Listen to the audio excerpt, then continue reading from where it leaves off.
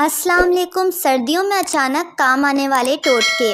بلغم والی کھانسی کے لیے گیہوں 1 پاؤ مٹی کے برتن میں جلا لیں۔ اس برتن میں ہلدی براؤن کریں، دونوں ملا کر پاؤڈر بنائیں اور آدھا چمچ بڑوں کے لیے اور 1/4 چمچ بچوں کے لیے صبح شام دودھ یا شہد کے ساتھ کھا لیں۔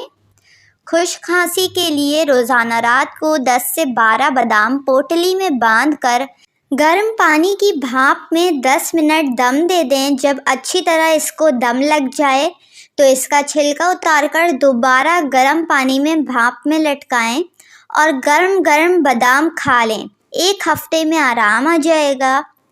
کسی بھی قسم کا بخار ہو، سبز الائچی کے چند دانے 1 گلاس پانی میں ابالیں۔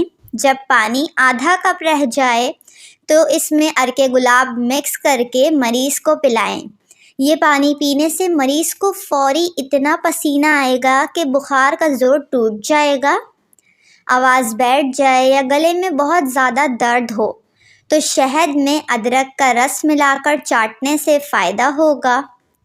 سانس کی تکلیف، سانس کی نالیوں میں بلغم کا اکٹھا ہو جانا یا دمے کے لیے 2 لیموں کا رس نکال کر 1 گلاس پانی میں ڈالیں۔ اس میں تھوڑی سی ادرک کو کچل کر ڈال دیں۔ اس مشروب کو چھان کر پی لیں۔ دن میں 1 بار پینے سے بہت فائدہ ہوگا۔ ریشہ، بلغم، ہر طرح کی نزلہ کھانسی دور کرنے کے لیے گلے میں بلغم پھنس گیا ہو یا آواز بیٹھ گئی ہو، آپ نے صرف 1 گلاس پانی لینا ہے۔ اس میں 1 چمچ کلونجی شامل کر دیں۔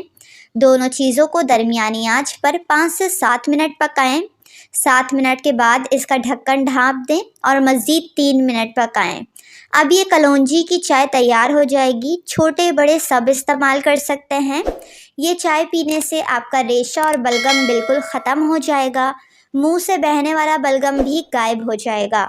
ویڈیو کو لائک اور چینل کو ضرور سبسکرائب کر لیں۔